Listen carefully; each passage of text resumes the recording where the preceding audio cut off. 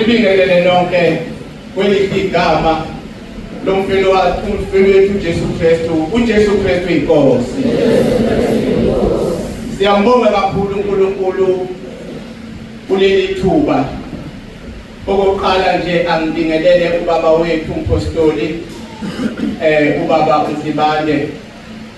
Ngibingelele umama uNsibande, ngibingelele bonke abafundisi abakhona, ngibingelele abafundisikazi, ngibingelele omama nolusha lonke egameni lenkosi yethu Jesu. Siyambonga kakhulu uNkulunkulu nangaso lesi sikhathi. Bantwana bakaNkulunkulu, ukuze ngingandi isikhathi sizoya ezweni. uNkulunkulu sekhulume kakhulu futhi ube nenhloso ukuba azosiyala ukuba kulezi insuku lapho sikhumbula ukufa kwenkosi yethu Jesu. Siyambonga uNkulunkulu ukukhona bethu ukuthi kulezi inkonzo eziqalile siyambona uNkulunkulu ukanye nathi. Sizoya-ke ezwini lenkosi sivule amabhayibheli ethu, incwadi kaJohane, uJohane isahluko 14. So ufunda nje amazwi uJohane 14 isahluko bese kuba uverse 21 no verse 23. Ake siwafundele. Siqala lapha ku verse 21. Onemiyalo yami ayigcine, nguyena ongithandayo. Ongithandayo uyakuthandwa nguBaba. Nami ngiyakumthanda ngizibonakalise kuye. Bese siya ku verse 23. uJesu waphendula wathi kuye, uma umuntu engithanda uyakugcina izwi lami. uBaba uyakumthanda, siyakuza kuye sihlale naye. Amen. Bantwana bakaNkulunkulu, inhliziyo yami iyathinteka kakhulu emini yantambama. uNkulunkulu sekhulumile ngamazwi ayisikhombisa.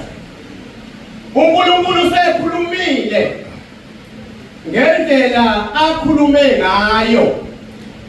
Ngiyathanda-ke bantwana bakaNkulunkulu uma sifunda le ncwadi, incwadi lapho uJesu bekuyisikhathi sakhe sokuba akhulume inkulumo yakhe yokugcina kubafundi bakhe. Uma sithetha kancane, uJesu kube sengathi uyabahlomisa abafundi bakhe, uyabayala abafundi bakhe. Umuqala lapha esahlukweni sika 14 uverse 1. Uthi inhliziyo yenu mayingakhathazeki. Kholwani kuNkulunkulu, nikholwe nayimi. Uma uJesu ekhuluma ngalendlela, omunye angayibuza ukuthi usho kanjani uJesu ukuthi inhliziyo yenu mayingakhathazeki. Bekufanele abantwana bakaNkulunkulu ukuthi inhliziyo yethu mayibe yinye kuJesu. Inhliziyo yethu mayingahlukani izigaba ezahlukahlukeneyo.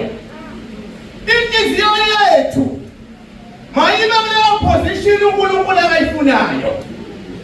Uma uyalapha uverse 22, uJesu uyakhuluma. Ukhuluma ngabafundi bakhe, ukhuluma ngomnyalo. uJesu uthi umuntu ozogcina yakhe yonke athembeke kuye. Uthi mina nginguJesu ngizoba kanye naye ngimthanda. Athi noBaba uNkulunkulu uyomthanda. Nanku umbuzo bantwana bakaNkulunkulu, size enkonzweni zama-Easter. Kungabe inhliziyo yakho, kungabe inhliziyo zethu zikuphi noJesu na? Kungenzeka mntwana kaNkulunkulu ukuthi silapha nje size enkonzweni zama-Easter lapho uJesu ahlupheka khona, lapho uJesu athola khona, wathola khona ihlazo lethu. Mhlawumbe inhliziyo zethu azikho kuJesu. Kungenzeka mntwana kaNkulunkulu mhlawumbe ngilapha noma ulapha nje inhliziyo isamumva ukuthi kaze ekhaya kwenzeka, kaze ekhaya uhamba kanjani. Akusilona iphutha leyo, kodwa bekufanele umuntu nomuntu athi uNkulunkulu ungangithengisisi isikhathi. uNkulunkulu konke engikwenzayo ngicela wena uNkulunkulu ukuthi ube kanye nami. Uthi lapho onemiyalo yami ayigcine. Isimanga lesi, onemiyalo yami ayigcine. Uthi mina Jesu ngiyamthanda, athi noBaba uyakumthanda, bese athi mina ngizibonakalise kuyena. Angazi noba abantwana bakaNkulunkulu kungenzeka ukuthi usekhaya leswi, kungenzeka ukuthi usentabeni kaJehova kuyabonelelwa. Kungabe imiyalo kaNkulunkulu uyayigcina yini na? Kungabe imiso kaNkulunkulu siyazigcina yini na? Kungabe ukukhuluma kaJesu uma siyalapha verse 1 uthi inhliziyo yenu mayingakhathazeki, kholwani kuNkulunkulu nikholwe nayimi. Bantwana bakaNkulunkulu siyakholwa sonke, lithi izwi akusibona bonke abathi Nkosi Nkosi abazobona umbuso kaNkulunkulu, kodwa owenza intando kaNkulunkulu. Ukwenza intando kaNkulunkulu bantwana bakaNkulunkulu kujulile. Kudinga umuntu ukuba azidele, kudinga umuntu ukuthi alahle zonke izinto, kudinga umuntu ukuthi ashiye zonke izinto bese athabathe isiphambano emlandeni uJesu. Kunenkonzo bantwana bakaNkulunkulu okufanele ukuthi umuntu nomuntu ayifeze. Uma ungumntwana kaNkulunkulu ungayifezanga leyo nkonzo, bantwana bakaNkulunkulu sizophelela endleleni. Yiphi leyo nkonzo? Ukuyihlanza. Ukuyihlanza bantwana bakaNkulunkulu. Uyabona njengoba silapha sonke, ntambama umuntu kufanele enze njani? Ageze. Wagcina nini ukugeza ngokupheleka moya? Sagcina nini umuntu nomuntu azihlanze phambi kaNkulunkulu na? Uma mntwana kaNkulunkulu singayihlanzi phambi kaNkulunkulu, uthi uJesu onemiyalo yamayigcine, onemiyalo yamayigcine, mina ngiyomthanda noBaba uyomthanda, bese zibonakalisa. Uma wehla uya kuverse 23 kifundeka kanje, lithi uma umuntu engithanda uyakugcina izwi lami, uBaba uyakumthanda, siyakuza kuye sihlale naye. Isimanga lesi, sizohlala noJesu uma senza imiyalo yakhe. Sizohlala noJesu uma sigcina izwi lakhe. Sizohlala noJesu noBaba uNkulunkulu abekithi uma siphelelisiwe. Kodwa hayi ukuthi uma sikholwa, hayi ngoba uma ngimila, hayi ngoba uma ngifakaza, hayi ngoba uma ngenza izimiso zenkonzo kodwa ngogcina imiyalo kaNkulunkulu. Ngifisa ukusho bantwana bakaNkulunkulu, itimu yalezi nkonzo ubaba usekhulumile, lithi izwi yayinesimo nobuhle kodwa yayingabukeki. Isimanga lesi bantwana bakaNkulunkulu ngeke ngayifuna ngathi kanjani inesimo sobuhle kodwa ingabukeki.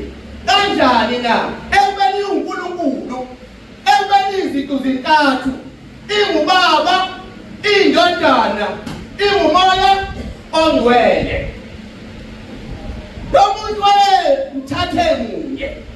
Uma nawe mntwana kaNkulunkulu ugcina izimiso zikaNkulunkulu, sigcina izimiso zikaNkulunkulu, bese kuba yiloyo naloyo athi uNkulunkulu impela bekumkhuleko wami, impela bekumthandazo wami, impela uNkulunkulu ngihambile ama-Easter iminyaka ngeminyaka kodwa bekumthetho. Kodwa imiso zakho bekinjani? Imithetho yakho neminyaka yakho bekinjani? Bekingayigcini.